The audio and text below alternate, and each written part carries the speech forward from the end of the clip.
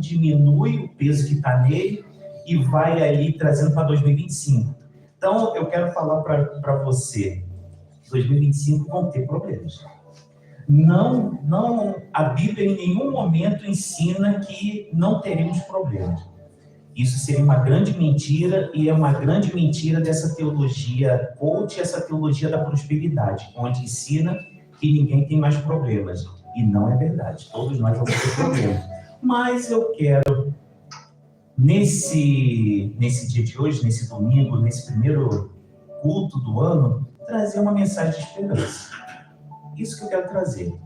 Porque se a gente, isso eu não estou trazendo nem na Bíblia, mas se você for conversar com especialistas, essas pessoas que conhecem, eles falam que a gente pode ficar até 40 dias sem comer.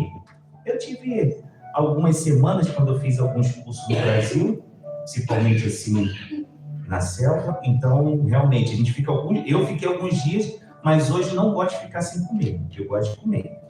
Mas os especialistas falam que a gente consegue ficar até 3 dias sem beber água.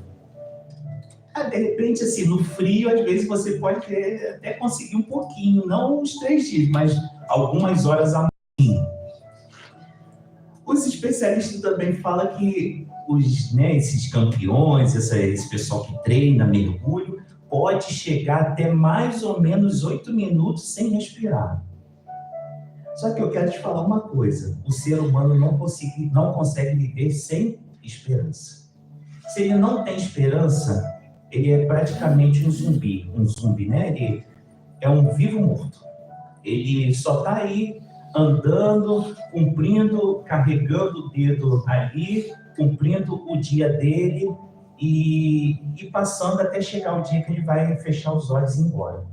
Então, como eu falei, quero trazer uma mensagem de renovação, de esperança, para que esse 2025, mesmo com todas as circunstâncias que podem aparecer, com a eleição do Trump, com as guerras que ainda continuam, com a inflação que está aumentando no mundo todo, com o salário que não cresceu do jeito que a gente, de repente, não queria que crescesse, e tantas outras coisas que tem apresentado, não quero que arrefeça, não quero que esfrie a esperança. Eu quero que você agora aqueça com a palavra de Deus, realmente para que a gente possa, sim, aumentar a esperança de Cristo Jesus, tá? Então, primeira epístola de Pedro, se puder colocar, na NAA, por favor, capítulo 1, do versículo 3 a 9. Uma passagem conhecida de todos vocês, com certeza. Já deve ter escutado pregações sobre ela. E, como eu falei, eu quero trazer sobre essa parte da esperança alguns ensinamentos muito valorosos para essa passagem aqui, para todos nós no século XXI. Então, vamos lá. Versículo 3. Bendito seja o Deus e Pai de nosso Senhor Jesus Cristo, que, segundo a sua grande misericórdia, nos regenerou para uma viva esperança, mediante a ressurreição de Jesus Cristo dentre os mortos, para uma herança que não pode ser destruída, que não fica manchada, que não murcha e que está reservada no céu para vocês, que são guardados pelo poder de Deus mediante a fé, para a salvação preparada para ser revelada no último tempo. Nisso vocês exultam, embora no presente, por breve tempo, se necessário, sejam constritados por várias provações, para que, uma vez confirmado o valor da fé que vocês têm, muito mais preciosa do que o ouro perecível, mesmo apurado pelo fogo, resulte em louvor, glória e honra na revelação de Jesus Cristo. Mesmo sem tê-lo visto, vocês o amam. Mesmo não o vendo agora, mas crendo nele, exultam com uma alegria indescritível e cheio de glória, obtendo o alvo dessa fé, a salvação da alma. Amém? Amém. Aqui, Pedro, ele está escrevendo essa carta, ele é autor da carta, e ele é mesmo autor da carta, e Pedro, provavelmente, tudo indica que ele escreveu em Roma. A igreja, ela estava sendo muito perseguida pelo Império Romano, e nessa altura, realmente, era perseguida mesmo, que você vê no versículo 1, que ele fala a diáspora. Então, os cristãos, eles estavam saindo, principalmente de Jerusalém, estavam saindo de todas as partes, vamos dizer assim, que estava o domínio do Império Romano, e eles estavam fugindo para que realmente pudessem ter vida e tivessem mais tranquilidade. Então, eles estavam saindo das suas casas, onde a pessoa, por exemplo, comprou seu terreno, a sua casa, a sua vivenda, fazia lá a sua plantação. Então, eles saíram de tudo isso. Aqueles empresários que tinham, judeus, né, que tinham dinheiro, eles estavam perdendo seus bens, porque estava sendo tudo confiscado, e chegava até em alguns relatos, né, não tem prova disso, mas pode ter sido acontecido, e até esposas, filhos eram levados para tantas outras situações, sejam escravos sexuais ou não, tá? Então, era muito complexo. Então, as pessoas estavam desesperadas nessa altura, nesse momento. E Pedro, ele escreve para essas pessoas que estavam sendo perseguidas, que estavam perdendo tudo, e estava escrevendo uma carta de esperança. E ele fala que é o povo da esperança, é uma viva esperança. Ou em algumas versões vai falar a esperança viva. Nós somos esse povo, nós somos essa esperança viva. Circunstâncias adversas vão aparecer a todo momento, porque circunstância, adversidade, provações, tribulações são situações que a gente não sai de casa falando: olha, hoje eu vou bater minha viatura, hoje alguém vai pisar no meu pé, hoje eu vou perder minha carteira, hoje eu vou... Ninguém fala isso, todo mundo sai muito bem falando: hoje eu vou estar bem, hoje eu estou feliz, hoje eu estou alegre, eu estou hoje para cima, hoje eu vou alegrar da vida de todo mundo, hoje eu vou ajudar todo mundo. E de repente você passa ali na rotunda e pô, bateu no seu carro. E aí o seu dia já não ficou muito bom. Então são algo que muitas vezes a gente não controla, a gente não tem esse poder.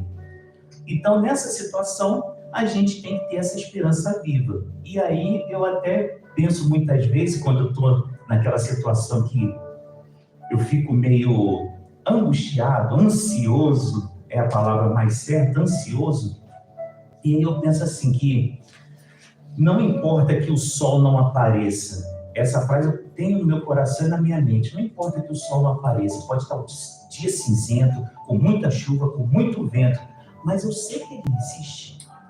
É a mesma coisa do nosso Deus. Pode estar o teto de bronze, pode estar tudo muito difícil, ele não está falando comigo naquele momento, pode estar tudo complicado, tudo, né, lágrimas estão descendo, mas eu sei que ele existe. Eu sei que ele está comigo, foi promessa dele, está comigo até o fim dos tempos. E nessa situação, os versículos 3 e 4 nos ensinam grandes verdades, fundamentais para a nossa continuidade da esperança que é Jesus Cristo na nossa vida.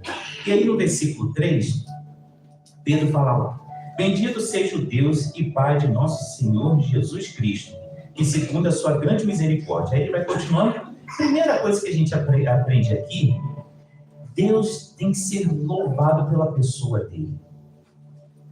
Louvado, por isso que coloca bendito, exaltado, louvado, elogiado, engrandecido. Porque Deus, ele se apresentou na história da humanidade, na história bíblica, ele se apresentou um Deus que o tempo todo ele quer ter relacionamento, ele quer ter intimidade com o povo dele. No Antigo Testamento, como a gente separa em testamentos, a gente coloca lá um povo escolhido, o povo de Israel. Mas agora, todos nós somos povo de Israel. Todos nós somos o povo de Deus. Nós somos o Israel de Deus. Então, nessa situação, a gente tem que engrandecer o nome dele, porque bendito seja o Deus e Pai de nosso Senhor Jesus Cristo. Aquele que morreu na cruz, nessa cruz aqui, ó, que está vazia, que a gente vai participar da ceia do Senhor hoje, a gente tem que exaltar, agradecer, elogiar o tempo todo, porque era para estar eu e você aqui, ó, pendurado nesse madeiro. Mas não somos nós. Hoje a gente não tem mais o peso de culpa nas nossas costas. Não temos mais esse fardo pesado do pecado. Pecamos sim, mas não somos aqueles pecadores que vivemos que nem porcos na lama.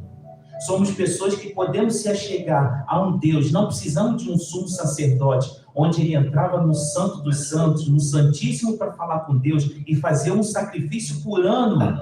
Hoje a gente pode entrar em intimidade com Deus na hora que você quiser. do jeito que você quiser. Chegar lá, Senhor, eu vou na casa de banho agora porque eu estou aqui no meu trabalho, preciso falar com o Senhor. Senhor, acabei de pensar equivocado aqui, pensei errado de uma pessoa, falei mal, fiz isso, fiz essa, me perdoa? Deus está pronto para ouvir e perdoar.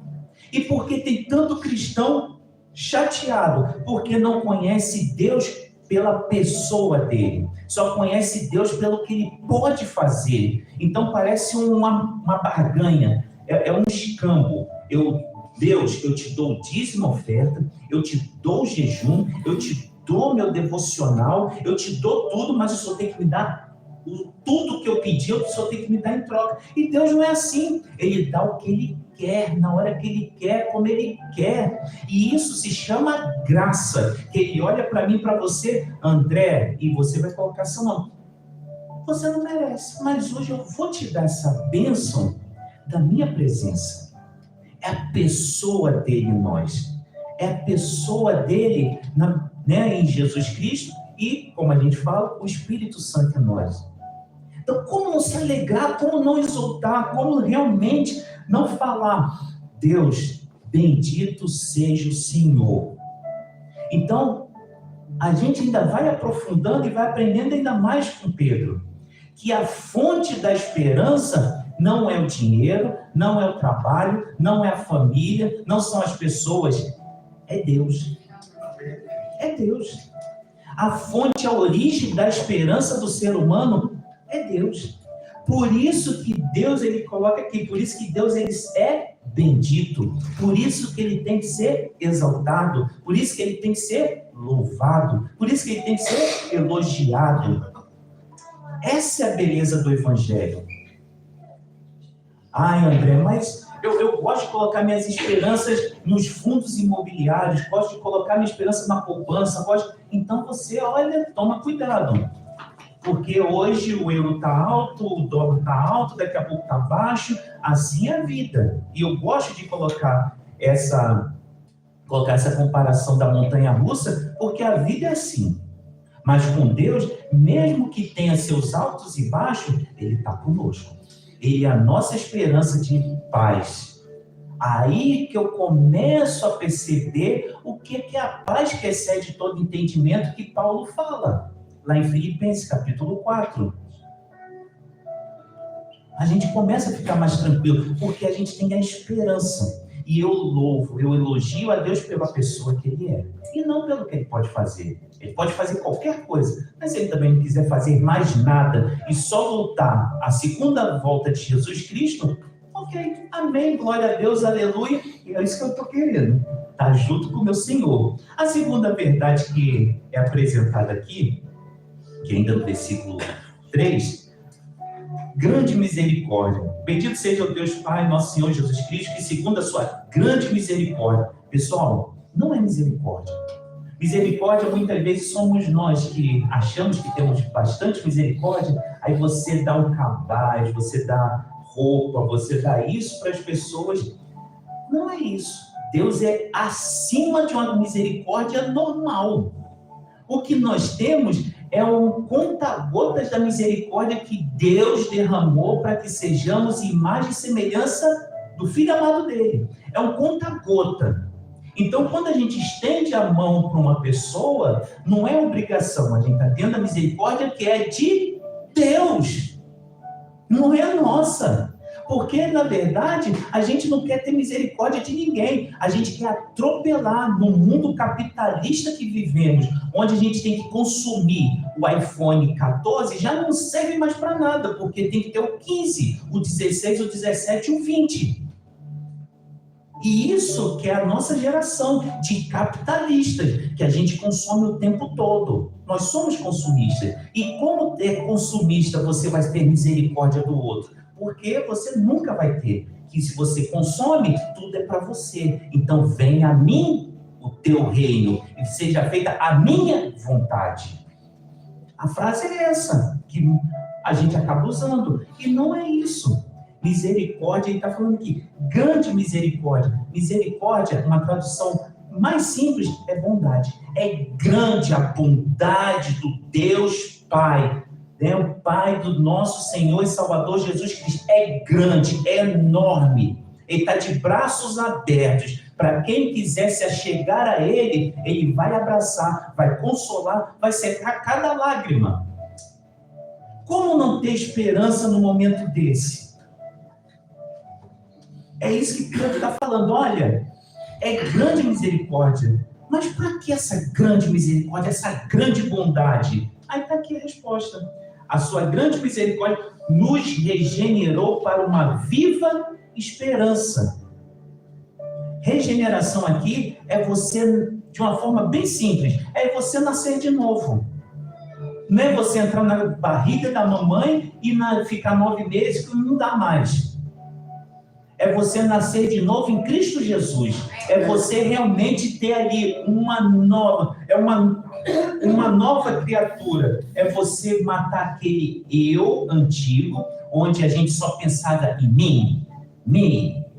Vem tudo para mim, eu quero, eu posso, eu tenho que ser batido palma, eu tenho que ter o gosto, eu tenho que ser tudo para mim. E você já não pensa mais em mim, eu penso nos outros.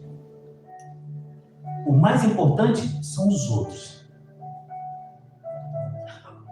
É essa situação, essa regeneração para uma viva esperança. Então, a pessoa que não nasce de novo em Cristo Jesus, ele não tem essa viva esperança. Ele vai ficar o tempo todo reclamando da vida. A esperança dele não é esperança, é desesperança. É um prefixo de negação. Então, ele não tem esperança, ele reclama. Você já viu aquela pessoa que fica...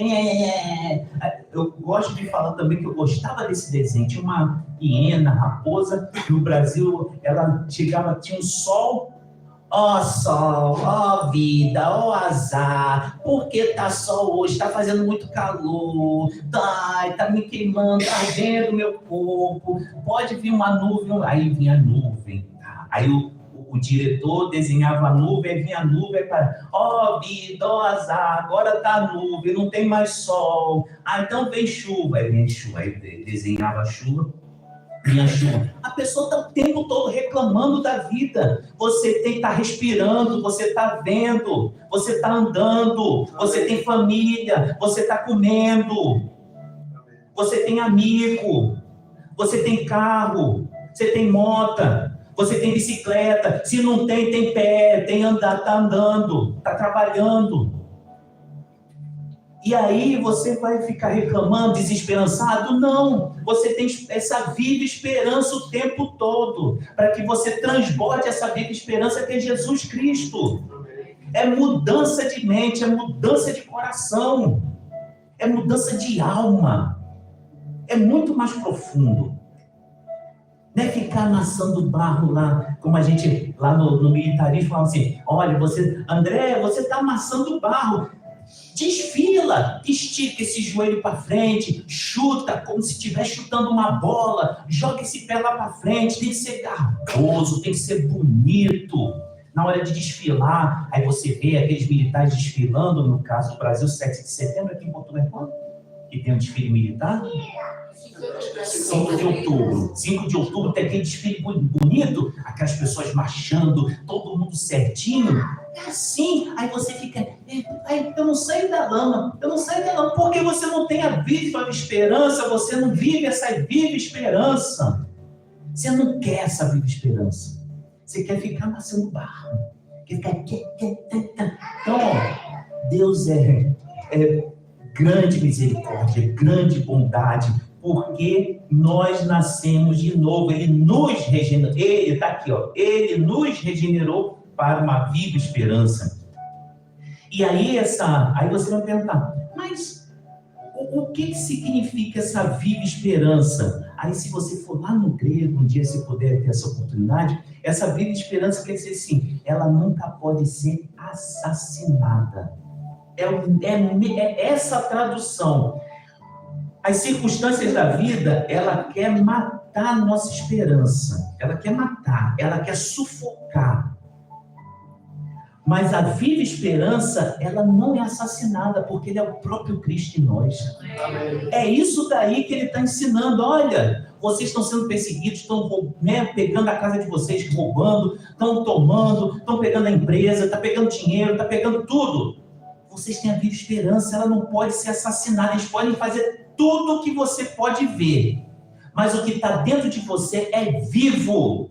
E essa esperança é para estar com o nosso Senhor e Salvador Jesus Cristo. Essa é a nossa alegria. Ela nunca vai acabar. O tempo não faz ela perecer. Então não é uma ideologia, não é política, não é nada disso. Isso não é um pensamento positivo, mas é simplesmente um propósito de vida. É você se doar para Cristo. É você viver para Ele. É você realmente enraizar isso no seu coração e você viver. Então é algo pessoal, é algo realmente vivo. É vivo, dá vida. E quando você muda, eu gosto desse chip, né? Desse negócio de muda o chip. Muda. Quando você muda o chip, você fala, opa, não estou passando problema. Estou sim, mas Deus está comigo. Deus está comigo. Deus está me dando essa viva esperança. E aí, de repente, alguém vai perguntar, André, tá tudo bem? Tudo é muito tudo. É muita coisa. Estou bem. Mas está tudo bem na saúde? Estou bem. Às vezes eu estou sentindo... Ontem eu trabalhei de 7 às 4, secando o carro. Não foi nem preparando, João. Não foi preparando, não. Ontem não tinha nada na preparação. Aí fala, André, vai secar carro. Aí você imagina, eu com 48 anos secando o carro embaixo, em cima, para-choque, nada. Teve uma hora que eu falei assim, meu Deus do céu, para que eu fui pegar essas horas hoje? A coluna, a lombar já estava... tinindo, como a gente fala no Brasil, mas estava lá. É aquele negócio, tem que agradecer, Deus, obrigado, só tem que agradecer, eu estou aqui, não vou reclamar não, tem que mostrar para as pessoas que eu tenho uma viva esperança. Então é assim, nessa situação. E aí a gente aprende também que a nossa esperança, ela é viva por causa da ressurreição de Cristo. Tá lá, ó. Bendito seja o Deus Pai de nosso Senhor Jesus Cristo, que segundo a sua grande misericórdia, sua grande bondade, nos regenerou para uma viva esperança mediante a ressurreição de Jesus Cristo dentre os mortos. Isso é belíssimo, gente. André, muito difícil. Eu vejo muitos vídeos, às vezes eu recebo, até pergunto também no trabalho. Jesus Cristo ressuscitou? Claro! São fatos. André, mas Jesus Cristo existiu? Claro! Hoje, 99,99% não tem como refutar mais. Jesus Cristo ressuscitou. Jesus Cristo existiu. Ele andou no meio de nós. André, mas é muito difícil, tem que ter muita fé. O Jesus histórico, né, antes, morreu. Isso daí é 100%, não tem como mais refutar. Isso daí é 100%. O ressuscitou, eu vou colocar 99,9%. Por quê? Porque, André, lê lá os evangelistas, né? O Evangelho segundo todos os evangelistas, Mateus, Marcos, Lucas, João, pode ler, principalmente Lucas. Lucas, ele coloca no primeiro capítulo, nos primeiros versículos, o seguinte, ele está falando para Teófilo, e aí ele escreve o seguinte, olha, eu fui verificar fatos. Então, ele era um estudioso, ele era um historiador, ele era um médico. Então, ele foi pegar fatos, ele foi fazer inquérito. Pegou as pessoas, ele pegou relatos de documentos que tinham, documentos judaicos, ele pegou tudo e foi estudando. Então, ele coloca, eu vi fatos. Conta os fatos, é difícil de refutar. Tudo bem, hoje na justiça, meu amigo doutor ali pode falar, as pessoas revertem, mas revertem por causa de dinheiro. Mas o Império Romano tentando reverter, e Gamaliel, que era um grande rabino, falou assim, se for mesmo algo de Deus, isso está em Atos dos Apóstolos, está escrito lá a palavra dele, se for realmente de Deus, vai dar continuidade. Se não for de Deus, essa mesmo levante que teve desse homem que falou que é Jesus Cristo, vai acabar como todos os outros. E tiveram já 2 anteriores a Jesus e depois teve outros. Os outros morreram, mas o nosso Jesus Cristo é a nossa viva esperança que dura, permuta e fica por mais de 2000 anos. Então, gente, é só ler, que a gente vai ver que realmente a ressurreição que a gente vê na Bíblia, que apareceu para 500 pessoas, tem o nome das pessoas e assim por diante, são fatos históricos. E onde você vê na história da humanidade, onde junta pessoas de várias nações, de vários países, de várias raças, de várias tribos, só tem um que conseguiu isso e consegue até hoje, é Jesus Cristo, não tem outro. Só que dentro dessa sala aqui tem portugueses e brasileiros. Lá na Holanda tinha romenos, portugueses, angolanos e brasileiros. E se você for andando pelo mundo, você vai ver a unificação por causa de uma pessoa. Quem fica lutando por uma pessoa morta? Vê se tem alguém lutando até hoje por Hitler. Vê se alguém fica lutando por Tutankhamon. Fala, pessoal. Não tem, porque está todo mundo morto. Jesus está vivo e nós falamos de uma pessoa viva. Nós cantamos parabéns lá em dezembro porque ele está vivo e só cantamos parabéns para pessoas vivas. E por isso que essa viva esperança está em mim. Está em você? Não fala amém da boca para fora, não, mas eu estou vendo os sorrisos, amém nele. Tá?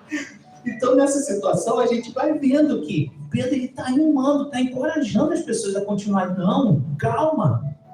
Isso tudo vai passar, de algum momento, mas vai passar. Mas a gente tem a viva esperança. E aí, no versículo, como eu falei, 3 e 4, né, terminei o 3, aí o 4, tem 3 características tão bonitas aqui dessa viva esperança, para uma herança que não pode ser destruída, que não fica manchada, que não murcha, e está reservada dos céus para vocês. Essas 3 características, em algumas versões mais antigas, vai falar incorruptível. Incorruptível, né? Que ela não pode ser destruída. Não é destruída, ela não perece, não apodrece como uma fruta. Então, imagina a esperança, ela não é destruída, ela não perece, ela não apodrece. Aí depois ele fala aqui, que não é manchada, então ela é imaculada em algumas versões mais antigas, ela é puríssima, ela é limpa, ela é isenta de sujeira, e a outra ele fala que não murcha, que não perde o seu valor, que não é extinguida, que não é extinta. Então você vê aqui, a nossa viva esperança, ela tem 3 características poderosíssimas, que se a gente for prestar atenção no texto, você não ficaria mais triste, mesmo passando as maiores dificuldades da vida, que ela não perece, não apodrece, ela é limpa, é puríssima, ela não murcha, não perde seu valor, ela não é extinta. E quem é essa viva esperança? Jesus Cristo. Ele está em mim e você. A gente perece, a gente não é limpo, a gente não, né? A gente perde. É que nem um carro. Eu compro o carro, você comprou o carro.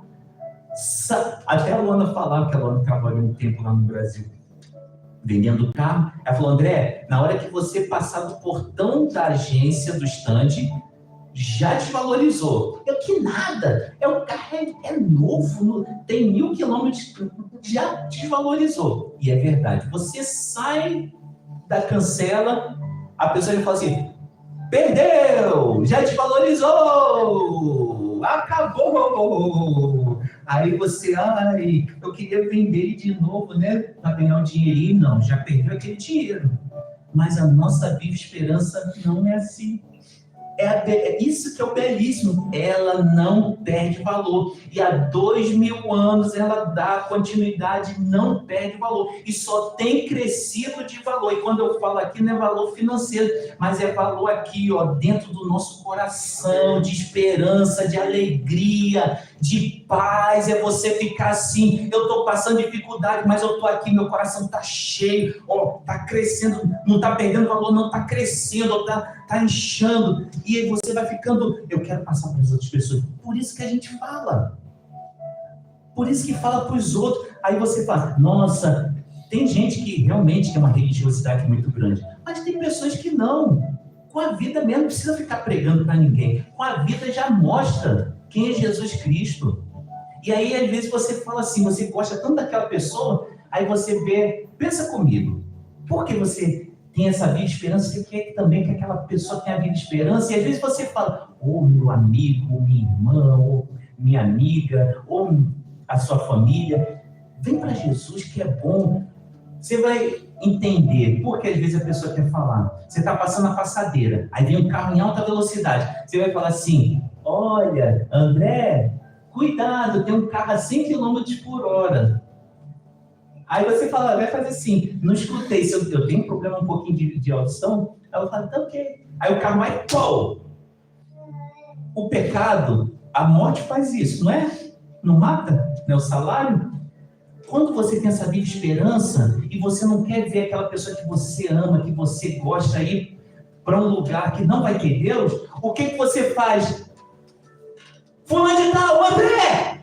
Meu irmão! Pá! Você pega ele, você empurra, você se joga, você vai lá. Porque você ama aquela pessoa, você não quer ver aquela pessoa ir para um lugar que não tenha Deus, você quer estar junto com ela. Olha, se eu estou sendo vencedor, se eu tenho essa vida de esperança no meu coração, essa paz, essa alegria, eu quero te passar também, eu quero você junto comigo, eu não quero você lá, eu quero junto com eu quero você aqui comigo. É essa a alegria do Evangelho, é isso que Pedro está mostrando aqui para os cristãos. Olha, vamos lá. Vocês estão passando luta. No nosso caso, no século 21, 2025, pode ser um ano de luta? Pode ser não. Vai ter suas lutas. A gente só está no início. Eu falei com duas pessoas ontem, no telemóvel, e perguntei, como está seu ano? Aí a pessoa assim, bem assim, no início. Eu falei, é verdade, né? Está no início.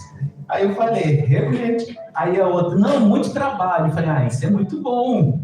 Mas, realmente, estamos no início. Mas a gente ainda tem janeiro todo, fevereiro, março, abril, até dezembro, para a gente ter algum momento que não vai ser tão bom. Mas a gente precisa ter a viva esperança em todos nós, que é Jesus Cristo. E aí, a gente vê o seguinte, versículo 5. Que são guardados pelo poder de Deus mediante a fé, para a salvação preparada para ser revelada no último tempo. Olha essa palavra aqui, guardados. Eu não sei como está na sua versão, tá?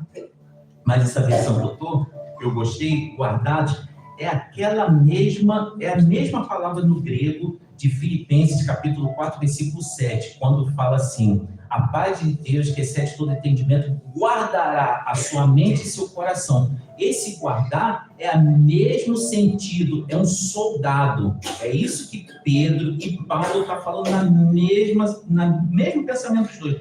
É um soldado que está protegendo o tempo todo você. Quer dizer, a todos nós, né? Então, Paulo está falando ali, olha, a paz de Deus, que excede todo entendimento, guardará sua mente e seu coração. Então, está guardando sua mente e seu coração. E Pedro aqui está falando que são guardados pelo poder de Deus mediante a fé para a salvação, preparada para ser revelada no último dia. A salvação está ali, ó. Está dentro de mim e você. Ela está guardada. Mas eu errei. Errou, pede perdão. Errou, se reconcilia com o irmão, com a irmã, com Deus, vai lá, conversa, resolve a vida, porque a gente não sabe que dia, que hora, que momento que Jesus vai voltar, mas a gente tem que estar preparado o tempo todo, e nesse momento, mas a gente tem que lembrar que a salvação, ela está guardadinha aqui dentro de nós, ela está guardada, e ela só pode ser roubada se você realmente não é de Cristo. Se realmente você só quis chegar a Cristo por motivos do seu coração carnoso, da carne. Eu só vim porque como muita gente fala assim, eu gosto de Jesus Cristo, eu acho ele muito belo, acho a mensagem dele perfeita, mas eu não gosto desse sentimento de senhorio. Ninguém pode ficar mandando em mim. Vai para a direita, vai para a esquerda, vai para cima, vai para baixo. Isso daí é a nossa sociedade que ensina. Só que a Bíblia fala o tempo todo. Ele é Salvador, mas Ele é Senhor. Ele é Salvador, Ele é Senhor. E essa viva esperança é para aqueles que aceitaram a salvação, mas ao mesmo tempo aceitaram na mesma balança o senhorio dele. E se você não aceita o senhorio dele, olha, me desculpe falar, você nunca foi de Cristo. Nunca foi. É uma renúncia. É uma renúncia. É uma renúncia do seu e do meu eu. E nessa situação, por isso que eu falo assim, é tão guardado esse soldado que aí a gente aprende lá quando Paulo escreve aos Coríntios. Quem pode separar do amor de Deus? Pensa comigo, quem pode? A altura, a profundidade, a largura, os anjos, o demônio. Quem pode? Ninguém. É essa que é a situação. É guardar, é o mesmo sentido. Quem guarda é Deus. É isso que está aqui, ó. Que são guardados pelo poder de Deus. É Deus que está guardando. Mas ele coloca entre vírgulas aqui, ó. Mediante a fé. Você tem que produzir essa fé. E essa fé não é no meu braço, não é na minha inteligência, não é no meu conhecimento, não é nada disso. É em Jesus Cristo. Isso daí que é o mais importante. É que tem muita gente com fé em si mesmo. E fé em si mesmo, você pode até escutar um monte de gente falando coisas bonitas, belíssimas. Olha como tem gente na internet falando coisa bonita. Mas o que vive de Cristo? O que mostra de fé de Cristo? O que mostra da viva esperança? O que mostra realmente esse poder de Deus, de guardar a salvação? Olha, a porta tá bem larga aí fora, mas a porta na Bíblia fala que é estreita. E é bem estreitinha. E eu acho que a porta é tão estreita que eu estou tentando emagrecer um pouquinho para ver se eu consigo passar, porque ela, de repente, a barriguinha vai ficar ali e eu não quero nem saber. Eu quero entrar.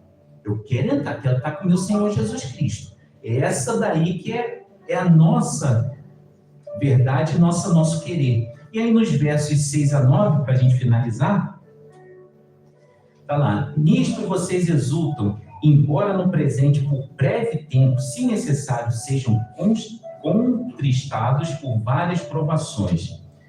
Aqui a gente aprende o seguinte: aprender na esperança. Então, a provação, ela vai acontecer.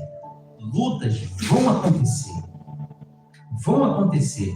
Não fique escutando aí fora que não acontece. Acontece. E é para todo mundo. É que, de repente, a relva do vizinho é um pouquinho mais verde, né? Mais bonitinha.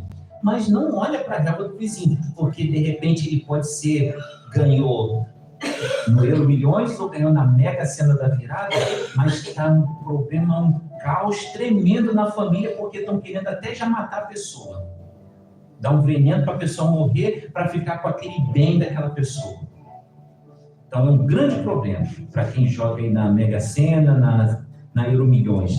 Então, nessa situação, provação todo mundo passa, dificuldade todo mundo passa. O vento bate na casa que está na rocha e na casa que está na areia. A chuva também. E também aquele tsunami. Tudo bate na mesma casa. E a gente vê aqui em Setúbal, tanto pessoas cristãs naquele prédio, como pessoas não cristãs naquele prédio. E a chuva está batendo no mesmo sítio. A diferença daquela pessoa que consegue ter a paz, respirar e ter um caminhar, quer dizer, ir para frente, é a viva esperança. Essa daqui é o quê? É ele acreditar que Jesus está com ele. É acreditar assim: André, mas provações são difíceis. São difíceis. Mas para o cristão, a provação só tem duas vertentes. Ou é disciplinar, ou é provar. Isso é a grande verdade. Não tem outra. Para os outros lá fora, vão ficar reclamando. Vão ficar reclamando da vida. Para a gente, não. É isso. É um ou outro. E, na verdade, que eu vejo em Tito, eu vejo em Pedro, e nas epístolas, e vejo em Tiago. Todas elas falam, a provação transforma em perseverança, transforma em ânimo, transforma em esperança, e assim por diante. Então, nós que somos cristãos, a gente tem que parar de reclamar, só tem que agradecer que Deus está conosco. Então, a escola nossa, do cristão, é a aprovação. Temos nossos exames ali, né, para a gente não ser chumbado, mas Deus está conosco. E aí ele fala aqui, ó, no versículo 6, nisto vocês exultem, embora no presente, por breve tempo, é um breve tempo, se necessário sejam contristados por várias provações. Várias provações aqui são vários níveis, tá? Então, alguns comentaristas usam um termo chamado policromia, que é no grego. Quer dizer, são várias cores. Então, se você for no hospital agora, em São Bernardo, você pega uma pulseira que tem lá verde, você está bem, está tranquilo, é uma enxaquecazinha. O amarelo, você está mais ou menos. O vermelho, você está muito desesperador. E o preto já era, já foi embora. Aí, a questão é o seguinte, então, os níveis de provações são esses, tá? São esses não sei. Mas tem várias cores, de repente é o branco, o azul bem, aquele azul bebê, né, no seu nome, azul clarinho, aí depois vai subindo o azul, aí vai ficando encarnado, tal, até chegar no nível que você fala assim, não aguento mais, que é o nível que Paulo falou muitas vezes, eu prefiro a morte, morrer é lucro para mim, eu já não aguento mais, isso está na Bíblia, tá? E aí tem um ditado chinês que eu peguei aqui, que fala assim, o diamante não pode ser polido sem fricção, mas nem o homem pode ser aperfeiçoado sem o sofrimento. E é verdade mesmo, a gente não consegue ser aperfeiçoado sem o sofrimento. E aí, a gente vê aqui, ó, Tiago, você pode colocar aí, Mário, por favor? Tiago, capítulo 1, versículo 2 a 4.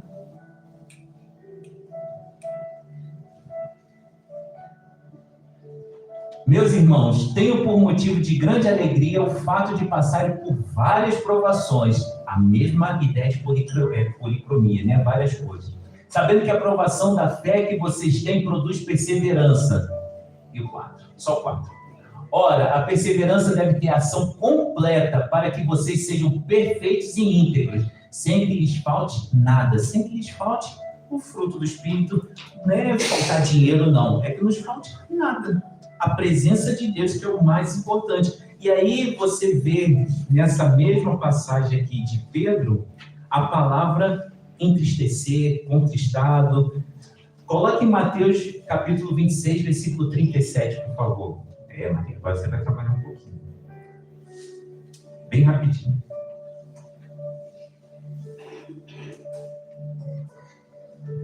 Tá. E levando consigo Jesus, Pedro e os 2 filhos de Zebedeu começou a sentir-se tomado de tristeza e de angústia. É a mesma palavra de Pedro aqui nessa epístola. Contristado, entristecido, é a mesma ideia, é igualzinho no grego. É igual. Então, toda vez que a gente está angustiado, que a gente está passando por muitas provações, o nosso coração aperta, a gente fica com a alma bem abatida, bem triste, mas por isso que devemos ter a viva esperança, para que ela seja simplesmente o quê? Nos traga essa paz que excede todo entendimento, nos traga alegria. E aí, para finalizar, os 3 últimos versículos, 7, 8 e 9. Tá lá. Para que, uma vez confirmado o valor da fé que vocês têm, muito mais preciosa do que o ouro perecível, mesmo apurado pelo fogo, resulte em louvor, glória e honra na revelação de Jesus Cristo. Mesmo sem tê-lo visto, vocês o amam. Mesmo não o vendo agora, mas crendo nele, exultam com alegria indescritível e cheia de glória, obtendo o alvo dessa fé. O que é o alvo? O alvo final nosso é o quê? A salvação da alma. É a salvação da alma, não tem outra. Não é carro, não é telemóvel, não é casa, não é vivenda, não é viagem, não é nada disso. É salvação da alma. É isso daí. Pedro está sendo muito bem explícito. Olha, vocês estão passando perseguição, vão passar perseguição, vai ter todos os problemas, não fiquem tristes, fiquem alegres, porque está Está tudo aí dentro de você, cada irmão, cada irmã está dentro de você. Essa viva esperança, ela não é perecível, ela não é suja, ela não se perde valor, ela está sempre crescendo, trazendo realmente o fruto do Espírito. Então não fica triste, fica alegre, porque o mais importante de tudo isso é a salvação da sua alma. Amém. É isso daí. Bom? Então agora a gente vai para a ceia do Senhor. Da última vez eu acho que eu chamei 2 homens, não foi? Então eu vou chamar 2 mulheres hoje. Fica até alegre a Inês. Então eu vou chamar. A Inês já veio aqui, então eu vou chamar a Tereza e a Eugênia.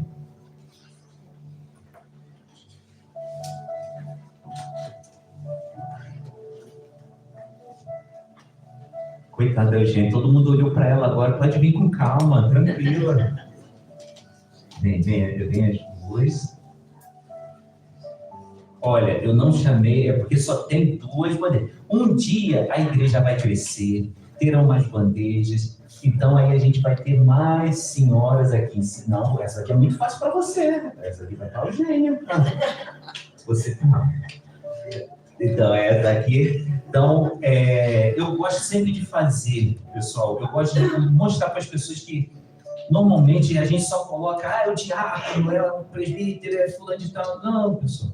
A gente tem que aprender que todos nós temos que servir na casa do Senhor. A gente tem que ter esse coração grato de ter Jesus na nossa vida e ter esse momento realmente que a gente possa participar. Não é um clero, não é aqui somente uma pessoa que pisa aqui e parece que isso daqui se torna santo. Isso daqui não é santo, isso daqui é um tablado, é um palete aqui, que tem uma alcatifa, que está bonitinho aqui, mas as pessoas têm que se sentir presentes, todo mundo participar. E quando todo mundo participa no corpo de Cristo, a gente se sente útil. Então todo mundo começa a ter esse amor, ele vai crescendo esse amor. Então isso daí é muito bom. Tá? Então todo mês eu tento mudar um pouquinho para que a gente possa, todo mundo ter esse coração assim grato. Então, vamos lá. Porque eu recebi, 1 Coríntios, capítulo 11, todo mundo já conhece, versículo 23. Porque eu recebi do Senhor, o que lhe também lhe entreguei, que o Senhor Jesus, na noite que foi traído, pegou o pão e, tendo dado graça, partiu e disse: isto é meu corpo que é dado por vocês, façam isto em memória de mim. Do mesmo modo, depois da ceia, pegou também o cálice, dizendo: este cálice é a nova aliança no meu sangue, façam isto todas as vezes que o beberem, em memória de mim. Porque todas as vezes que comerem este pão e beberem o cálice, vocês anunciam a morte do Senhor até que ele venha. Irmãos, a ceia do Senhor, eu já usei, vamos dizer assim, essa analogia. Eu tenho visto muito que a ceia do Senhor tem ficado muito parecido quando a gente escova os dentes. No início a gente escova, quando a gente sai do dentista, a gente passa fio dental, escova os dentes 30 segundos de cima para baixo aqui, 30 segundos na parte de cima, assim, 30 segundos e assim por diante.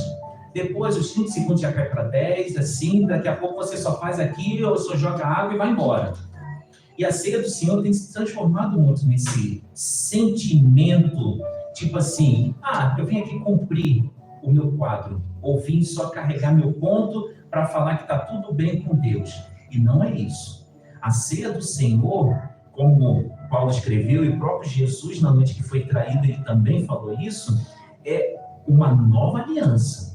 A aliança no passado era com animais, e agora é uma nova aliança de um justo, de um perfeito, do próprio Deus.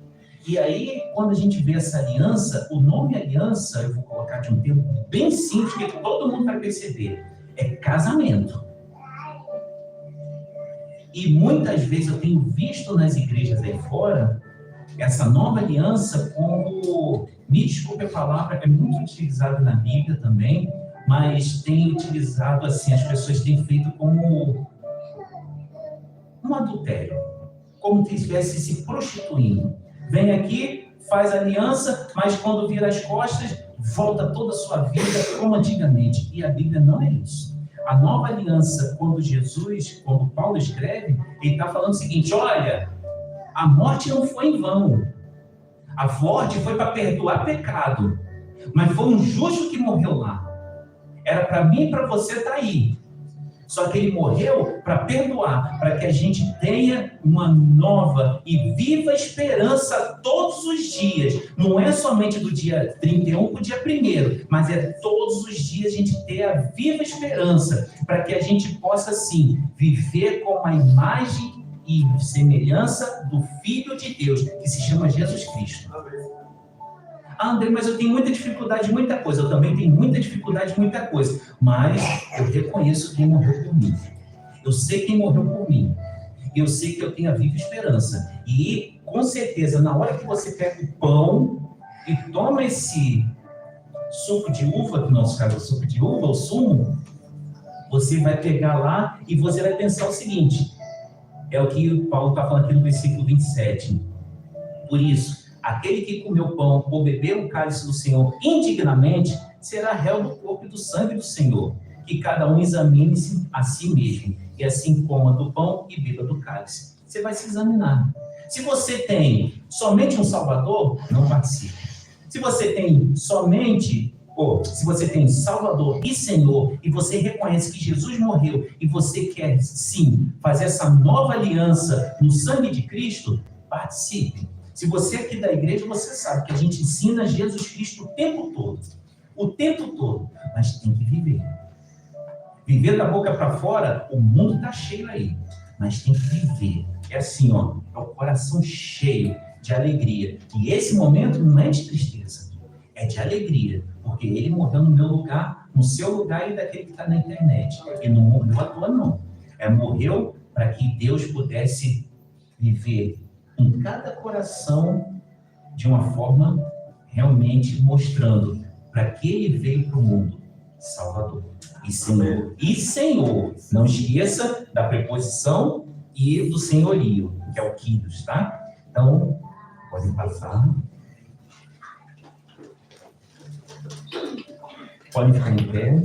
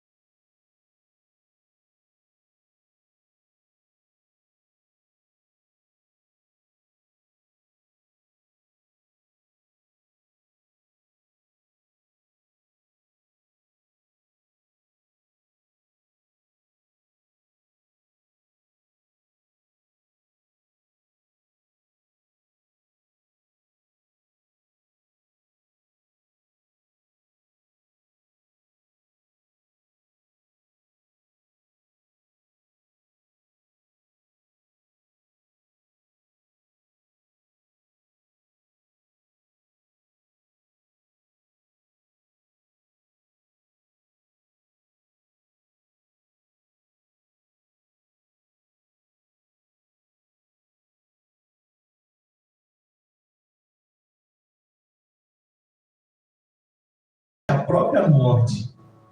E ele da morte, para a própria morte, para nos dar vida.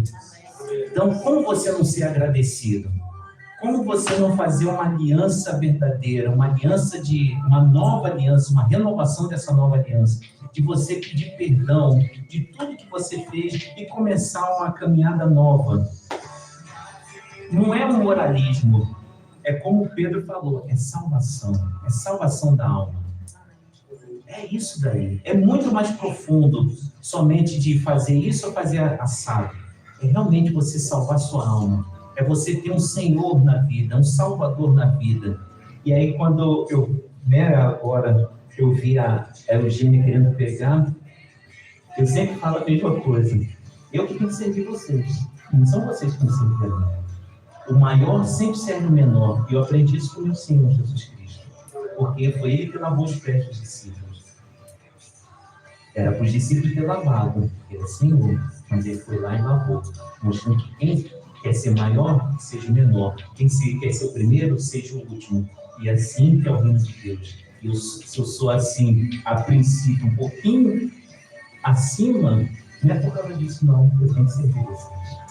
E aí, porque eu recebi do Senhor que tem lhes entreguei, que o Senhor Jesus, na noite que foi traído, pegou o pão, e tendo dado graça, partiu e disse: isto é meu corpo, é dado por vocês, façam isto em memória de mim. Podem comer?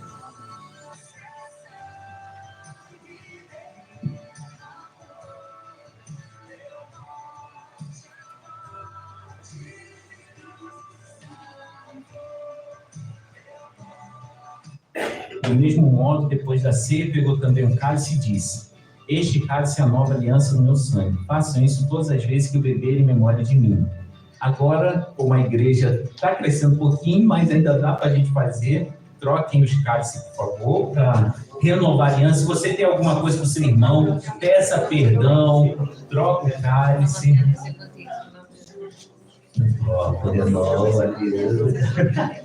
Nova aliança com você também, as pessoas.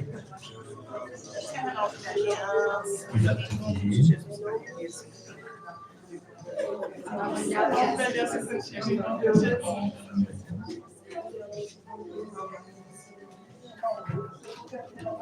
Nova aliança contigo, meu irmão, no nome de Jesus.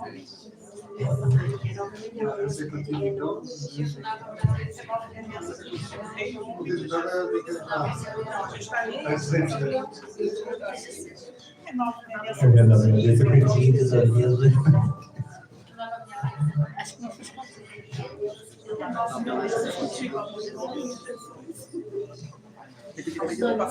Eu renovo minha Amém.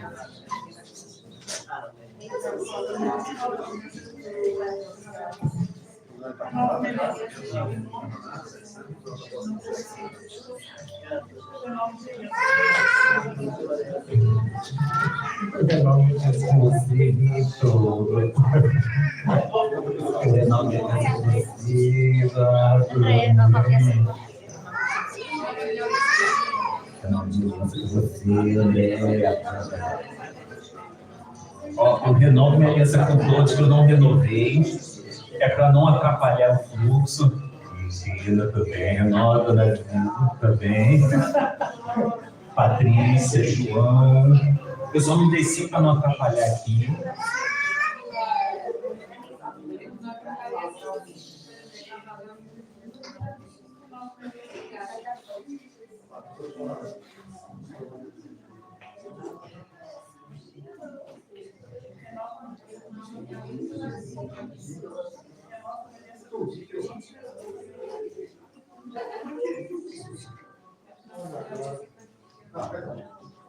Então já estou voltando.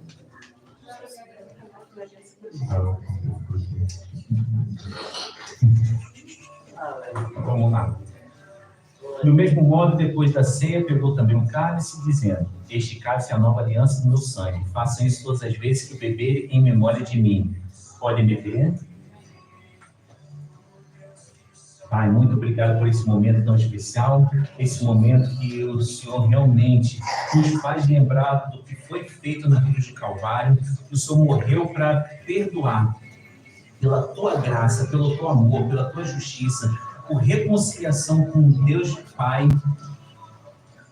É maravilhoso, Senhor. Não tem palavra realmente o que exultar, bendizer, engrandecer, elogiar, louvar o teu santo nome. O Senhor fez isso por vontade própria. O Senhor se entregou. Muito obrigado. Só tenho agradecimento. Que o Senhor continue mostrando essa viva esperança todos os dias das nossas vidas. Que a gente, em qualquer momento, seja qual for, que a gente possa saber que a aliança do Senhor está conosco. Que o Senhor está em nós, que o Senhor vive em nós, que o Senhor está conosco até o fim dos tempos, Senhor. Muito obrigado por tudo, e assim a nossa oração, em nome de Jesus. Amém. Amém. Pode sentar, irmãos, que agora vamos dar risos. Ressuscitou. Ressuscitou.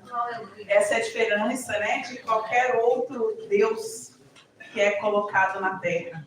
Um Deus com letra minúscula. Quem, dentre tantos, ressuscitaria a morte? Quem poderia dar morte à morte?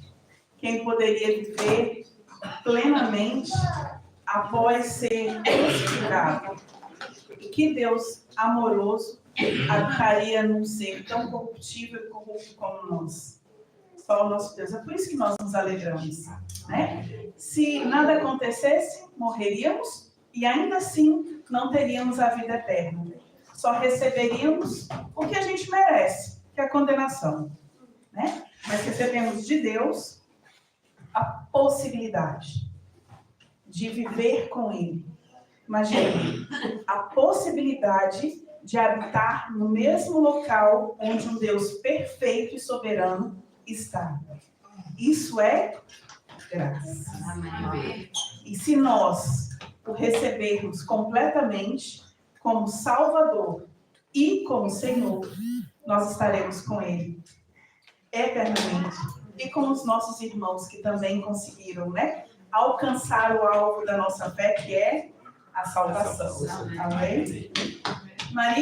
A Maria manda em mim, ela vai mandar